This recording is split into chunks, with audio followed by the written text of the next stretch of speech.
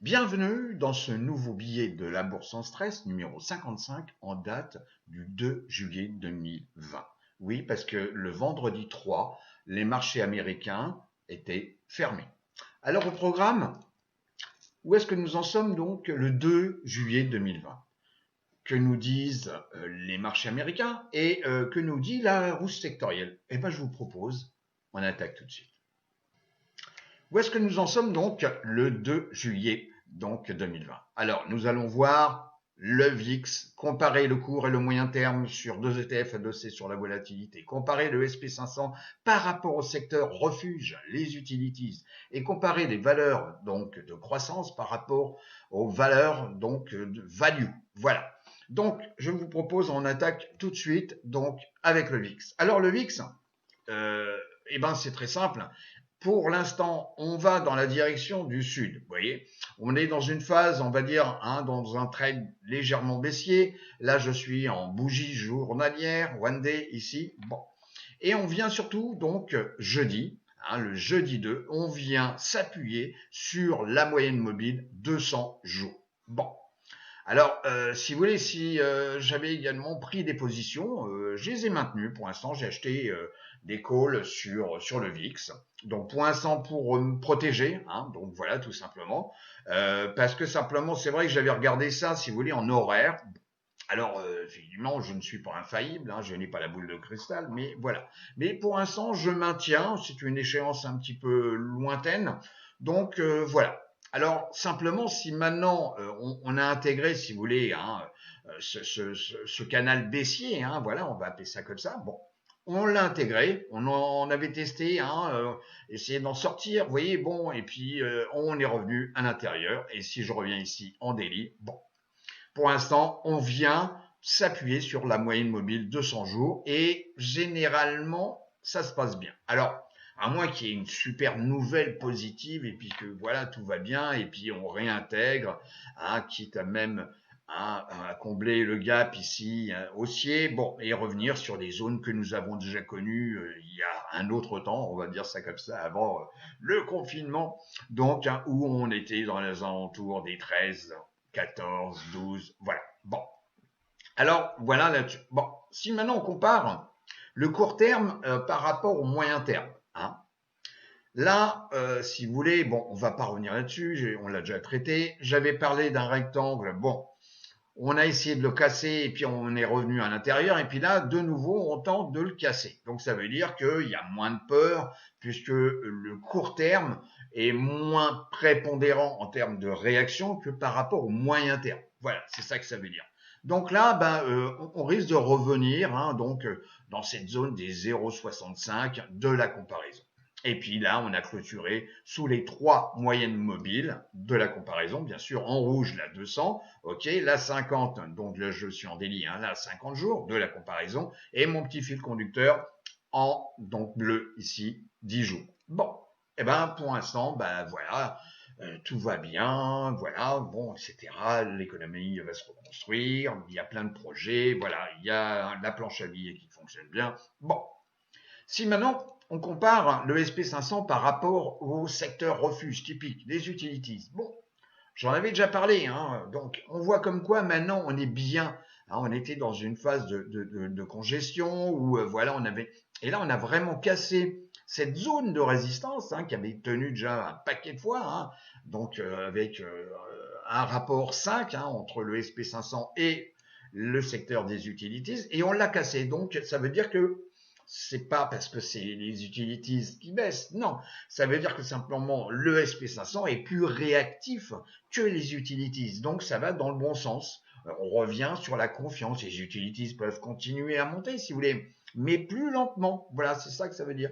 Donc là, vous voyez, on a clôturé donc jeudi sous la moyenne mobile, donc 10 jours de la mais là, la tendance, on a bien la 50D de la comparaison qui avait croisé préalablement à la hausse la 200. On est dans le bon ordre. Bon, voilà, on est dans le bon ordre. Alors c'est vrai que cette semaine ne fait que 4 jours de trading. Bon, mais en tous les cas, ça va dans le bon sens. Si maintenant on vient sur les valeurs, voilà, donc sur le 2 VUG, par rapport à VTV, donc les valeurs value. Bon, et bien vous voyez que là, pour l'instant, on voit toujours que les sociétés de croissance, Amazon, Apple, Facebook, voilà, sont quand même bien plus prépondérantes, plus réactives que les sociétés, on va dire, value. Alors jusqu'à quand? Je ne sais pas. Hein, si on regarde juste l'indice, voilà, value, voilà, tac. Bon, ben, vous voyez comme quoi, bon, ben voilà, on est parti bien pas, hein, donc en mars, hein, bien sûr, et puis là, on a un trend, mais pour l'instant, on est sous la moyenne mobile 200 jours, ok, et puis on a clôturé au-dessus hein, de la 50 jours et de la 10 jours. Bon, et que là, on a une tendance, on va dire, hein, si je prends appui ici, ouais, on a une tendance qui est légèrement haussière. Bon. Mais effectivement, ça ne va peut-être pas forcément aussi vite que l'indice de croissance VUG. Voilà, simplement, c'est ça que ça veut dire. Voilà. OK? Puisque là, on a dépassé, vous voyez, on le voit bien, hein, vous avez bien vu le Nasdaq 100 qui a dépassé les plus hauts hein, historiques avant hein, le phénomène de confinement, donc avant donc au mois de février. Voilà, tout simplement. Bon. Donc, on revient maintenant sur ma petite présentation. Les marchés. Alors, les marchés, on va voir le SP500, OK, le Dow Jones, le Nasdaq 100, le Russell 2000. Eh ben, je vous propose, on attaque, voilà, le SP500. Alors, le SP500, vous voyez, bon. Alors, cette semaine particulière de 4 jours, voilà, bon. Fait comme quoi, on est dans une zone, hein, on est ici en Delhi, on est dans une zone de congestion depuis, bon, vous voyez, hein, depuis le 10 juin. Bon, c'est-à-dire, on est là, on revient en bas, on revient en... Bon. Et là, pour l'instant, je dirais positivement, la moyenne mobile 10 jours, eh bien, au-dessus des deux autres. Bon. Le cours a clôturé au-dessus de la moyenne mobile 10 jours. Bon. Et là, on a là, vraiment, alors, elle est flat de chez flat, la moyenne mobile 200 jours, elle est plate de chez plate. Et là, la 50 qui continue à bien se rattraper hein, par rapport à ce qui s'est passé là et qui a tendance à se rapprocher de la moyenne mobile 200 jours. Qu'est-ce qui va se passer? Est-ce qu'on va la croiser à la baie, à la hausse? Ben, peut-être, peut-être, peut-être. On va voir ça. C'est les jours prochains qui vont nous le dire. Mais bon, pour l'instant, on est, vous voyez, il suffit de dessiner ça et puis on va s'en rappeler. Voilà, rectangle. On est dans une zone, après un gap baissier, on est dans une zone de congestion. Voilà. Alors, il faut en sortir par un bout. On peut casser à la baisse, on peut casser à la hausse, ou bien simplement, on peut, vous voyez, je peux même faire ça, et ben, on reste dedans. Voilà. C'est-à-dire que bon, hein, ça va continuer à végéter comme ça, voilà, jusqu'au moment où il va y avoir peut-être une bonne ou une mauvaise nouvelle pour retracer vers donc le sud, hein, revenir sur des niveaux de 280, voilà par exemple, vous voyez, bon,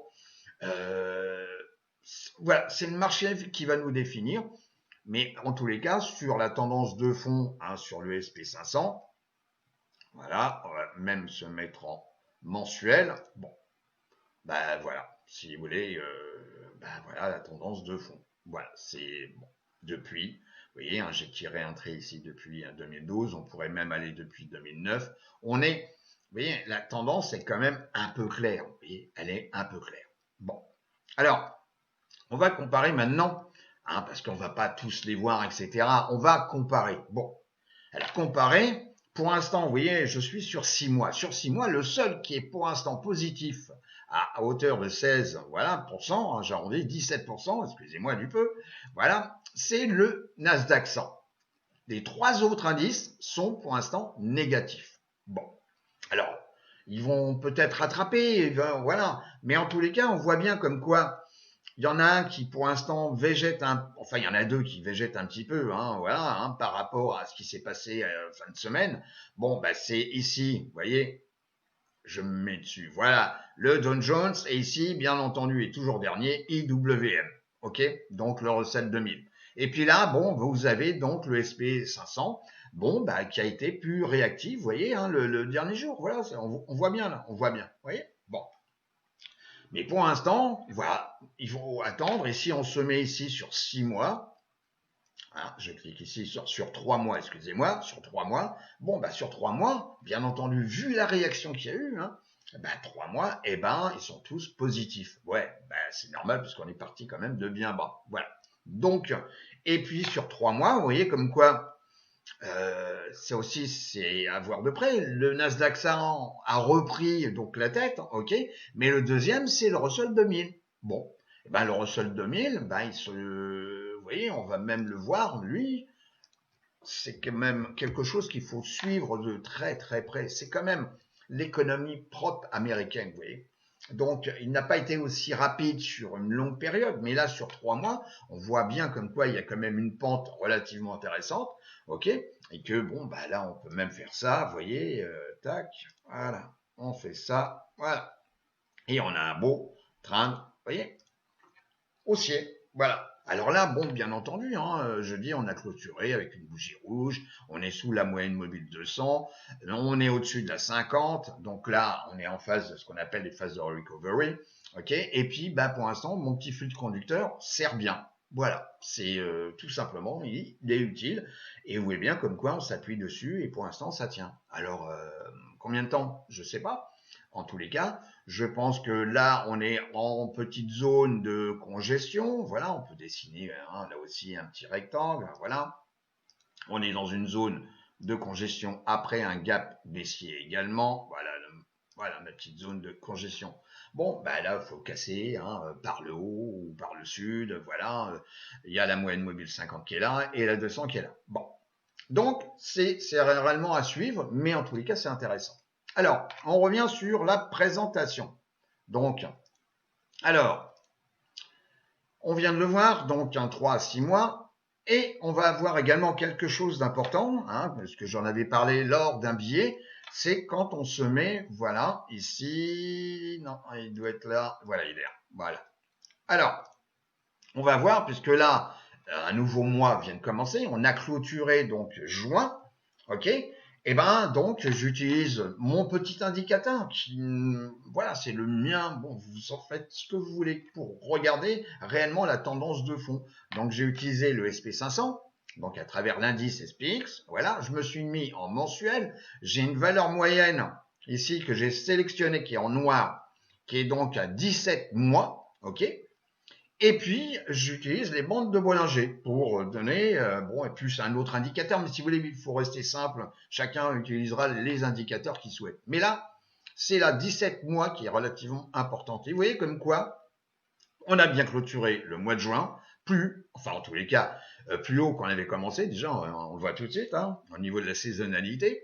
Et puis en même temps, on a bien clôturé le mois au-dessus de la moyenne mobile 17 mois. Voilà. Alors, et puis on est un peu espacé hein, des bandes supérieures de Bollinger. Bon, bah voilà, on verra. Peut-être le mois de juillet risque d'être intéressant. Voilà. Donc, on a également aussi, je vais vous parler de quelque chose de nouveau hein, qui concerne les marchés américains, c'est voir, par exemple, sur le SP500, le nombre de sociétés qui sont, ou le pourcentage hein, du SP500, qui sont au-dessus de la moyenne mobile 200 jours et 50 jours. Donc, on va commencer ici par la 200 jours. Donc là, je vous fais appel à un nouvel indicateur, un nouvel outil pour vous. Voilà, vous voyez, c'est mon jour de générosité. Voilà, je rigole. Donc là, je suis sur Stock Charts, ok. J'ai sélectionné donc ces $SPX à 200 R pour obtenir, si vous voulez, le ratio, c'est-à-dire c'est en pourcentage. Donc là, ici, hein, c'est pas des dollars, c'est des pourcentages. Donc là, je suis sur le SP500 et c'est le nombre de sociétés au-dessus de la moyenne mobile 200. Donc on voit l'évolution hein, depuis novembre, etc., etc. Généralement, on avait, vous voyez ici, hein, avec, j'ai mis le curseur là, on avait, vous voyez, 84% des sociétés, vous voyez, en janvier 2020, qui étaient donc au-dessus de la moyenne mobile de 100 jours, qui est une période très longue et qui est suivie par la majorité des intervenants. La 200 jours, elle est hyper importante, que ce soit un indice, un stock, un ETF, enfin, ce que vous voulez, etc. C'est une moyenne mobile long terme qui est importante. Donc là, bah, il s'est passé ce qui s'est passé. Vous voyez, on était retombé, hein. On avait 3% des sociétés, hein, donc mi-mars, au-dessus de la moyenne mobile 200 jours. Bah oui, quand vous voyez la volatilité qu'il y a eu, etc., il y a des sociétés qui sont prises des méga baffes. Bon. Et puis, bah, ça s'est bien repris. Donc, pour l'instant, vous voyez comme quoi on a 42,38% des sociétés qui sont au-dessus de la moyenne mobile 200 jours. Eh ben, on peut faire la même chose avec la 50. Eh ben, la 50, je vais taper 50, R, voilà, ratio. Je fais ici update, voilà, terminé. Voilà, tac. Voilà. OK? Donc là, on a le pourcentage. Bon, bah, vous voyez, bah, c'est normal parce qu'il faut un certain temps. Mais pour l'instant, là, à la clôture, donc de jeudi, on a 68,5%, j'arrondis, hein, voilà. Un 69, allez. 69% des sociétés qui sont au-dessus de la moyenne mobile. Donc, 50 jours. Voilà. Et là, c'est bon, c'est une méthode que j'aime bien parce que c'est visuel. Voilà, c'est visuel parce que je vous rappelle, on peut également obtenir la même chose, mais c'est juste un chiffre avec Finviz. Vous venez ici, voilà, j'ai tapé Finviz et vous avez exactement, bon, sauf que là, c'est pas uniquement le SP500, c'est la somme, hein, donc de l'Amex, du NYSE et du Nasdaq. Voilà. Donc, alors là, vous voyez comme quoi on a 72%, 73% des sociétés qui sont au-dessus de la moyenne mobile 50 et ici, on a donc 38,6% de sociétés qui sont au-dessus de la moyenne mobile 200 jours. Mais sont juste des chiffres, vous voyez. Alors que là, bon, bah, je vous l'ai indiqué, hein, on vient ici, et ben, c'est graphique et on voit l'évolution. Mais ça aussi, c'est quelque chose qu'il faut en tenir compte parce que c'est un phénomène de mimétisme où, bah, effectivement, bah, les sociétés qui montent vont aider celles qui n'ont pas encore monté ou etc. On va essayer de chercher à faire monter des sociétés qui, pour l'instant, stagnaient, étaient dans le bas du panier en termes de réaction, voilà, pour élargir, si vous voulez, les probabilités, voilà. Une société qui a bien monté, elle peut continuer à monter, mais si vous voulez, bon, peut-être moins vite que les sociétés qui étaient vraiment flat à un moment donné, personne n'en voulait, puis à un moment donné, paf, tout le monde va en vouloir parce qu'il y a des belles opportunités de monter. Alors, on revient sur la présentation. Voilà, donc ça, c'était une petite nouveauté, voilà. La saisonnalité, bon, eh ben, vite fait, on a vu le mois de juin. Eh ben, le mois de juin, ben, je suis désolé, je vous l'ai montré graphiquement, on a bien fini plus haut qu'on avait commencé. Bon, eh ben, ça correspond à la stat, hein, où la stat nous dit comme quoi 64% des fois, en fin de mois, on est plus haut qu'au début de mois. Voilà, en termes de clôture. Donc voilà, et ça depuis 2009 jusqu'à 2019. Voilà. Et pour le mois de juillet, puisqu'on vient de l'entamer, eh ben, généralement, à 82% des fois, le cours finit plus haut qu'il n'a commencé. Eh ben, on verra bien. Ok? On verra bien. Alors, la roue sectorielle, donc sur 6 mois, donc on voit comme quoi la technologie est toujours la première. Hein, ok? Bon, ça, pas de nouveauté. Hein, c'est toujours celle qui est vraiment la plus active. Et là, donc, on a maintenant, avec le temps qui passe, on a 3 autres donc secteurs qui sont positifs, pas de grand-chose, mais quand même positifs. On a quand même XLY, discretionary. Ok, on a ici donc les télécoms, et puis on a ici donc la santé avec XLV. Bon, et tous les autres, bon, pour l'instant, sont bien négatifs. Le pire étant toujours ici l'énergie. Bon, alors. Vous voyez bien, comme quoi, bon, on est parti hein, de bien bas, mais en tous les cas, pour l'instant, vous voyez, ça se redresse un peu. Vous voyez bien comme quoi il y a des petites pentes relativement sympathiques. Il y en avait d'autres ici. Bon, ça végète un peu, comme XLP. Hein, donc, il y a un secteur, on va dire, refuge, hein, ce que j'appelle le secteur des couches culottes, hein, XLP. Mais en tous les cas, bon, pour l'instant, c'est un peu congestionné. Vous voyez, ça bouge pas beaucoup, ça descend un peu, ça remonte, bon, ça stagne, voilà. Alors que bon, il y en a d'autres qui se réveillent, mais en tous les cas, pour l'instant, il va falloir attendre. Alors, attendre quoi? Ben, simplement, on va aller directement sur la présentation, on va voir le petit tableau, voilà. Donc, sur le tableau, on voit bien comme quoi en plus, c'est les secteurs et les sous-secteurs. Donc là, vous avez encore une grande majorité qui sont négatifs sur 6 mois, ok? Bon. Mais par contre, depuis 3 mois, vous voyez, comme quoi, pour certains, c'est vraiment la fête. Vous voyez, là, sur la technologie, on est à 37,5% de variation sur 3 mois. C'est ce qui est quand même pas mal. Et regardez, construction de maison, on en est à 58-59%. Vous voyez, bon, rien que ça, déjà, ça vous donne les secteurs ou sous-secteurs à aller scruter et puis à trouver les sociétés. Donc ça, c'est quand même un super outil, vous voyez. C'est un super outil. Et là, depuis 5 jours, bon, bah voilà. Eh ben, vous voyez, comme quoi les utilities se sont un peu réveillées. On a la santé, ok, qui s'est un peu réveillée. On a les semi-conducteurs, bon, bah, qui sont encore un peu actifs, ok. Et puis, là, on a les real estate, j'en ai déjà parlé, les industriels et le transport. Eh oui, parce que le transport, c'est aussi important. C'est quand même le fer de lance de l'économie américaine. Hein. Parce que c'est pas le tout de vendre, il faut quand même apporter le colis, voilà, le stocker, etc. Donc il faut du transport, voilà, tout simplement. Voilà.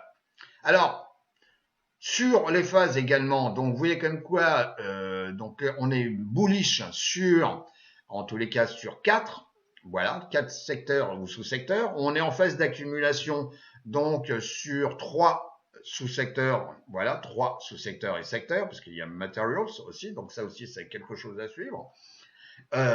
D'après la roue sectorielle, hein, voilà, materials pour reconstruire, développer l'économie, etc.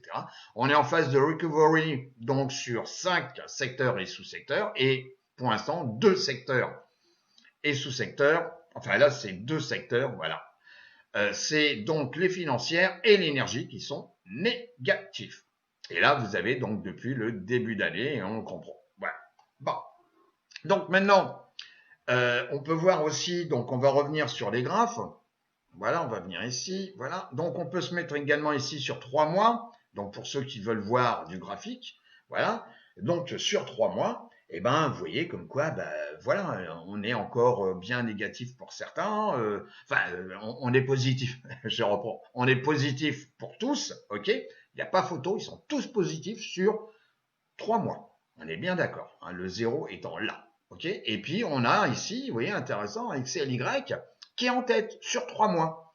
Et ici, on a la technologie, mais en deuxième place. Et ici, vous avez les matériaux de base. Et c'est ça qu'il faut voir. Vous voyez, il faut regarder également sur 3 mois pour être opportuniste et utiliser du court terme. Vous voyez, voilà. C'est pas de l'investissement. Ça, c'est du trading. Voilà. Alors, également, on va voir, donc on va revenir sur, voilà, donc sur le document. Alors là, je ne l'avais pas ouvert, bah, c'est pas grave, on fait Finviz, voilà, Finviz. Ici, voilà, Finviz. Hop, voilà, tac, voilà. Et puis on va aller ici, bon, sur le petit tableau. Donc ici, je vais sélectionner les ETF. Je viens ici pour sélectionner donc 3 mois. Bon, et ben sur 3 mois, vous voyez comme quoi, voilà, tac, voilà, on va se mettre ici, voilà. Ok. Bon, il y en a beaucoup qui sont quand même bien verts, hein, ok. Ah tiens, les minières. Bon, allez, je rigole. Donc, vous avez donc ici beaucoup de secteurs. Qui sont donc sous-secteurs et secteurs, hein, qui sont positifs, hein, même, vous voyez, les émergents EEM, hein, qui est un EDF, hein, donc incluant même les États-Unis, les pays émergents. Vous voyez, bon, eh ben il est positif. Voilà,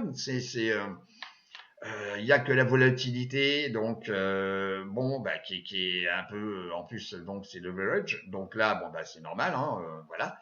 Donc négatif, hein, parce que bon, pour l'instant, il descend, il stagne, il descend, il stagne, voilà. Bon, donc voilà pour sur Finviz sur le tableau. On revient sur la présentation.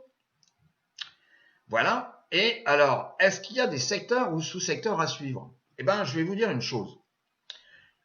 On va reprendre toujours les mêmes. Vous voyez, on l'a vu sur le tableau, on l'a vu sur, enfin le tableau, hein, le document hein, sur les secteurs et sous-secteurs que je vous ai présenté. On a vu ça sur Finviz, on l'a vu également sur les graphiques avec la roue sectorielle. Bon, vous avez la technologie, les semi-conducteurs, vous avez les biotech XBI ou IBB, hein, à votre convenance. Vous avez le retail XRT, et puis, ça aussi, je suis de très près. D'ailleurs, il me semble que j'ai posté sur la page enfin de la bourse en 13 sur Facebook là. Donc sur GDX, eh ben on va prendre par exemple, bon bah GDX, on va ici, voilà, tac, voilà. On va aller là. Je parle juste, ah oui, je parle quand même aussi, hein, XLK, j'ai évoqué, hein, XLK, vous voyez, on a dépassé, hein, c'est pour ça que c'est à suivre, on a dépassé l'ancien plus haut, ok, bon, c'est à suivre. Vous avez SMH,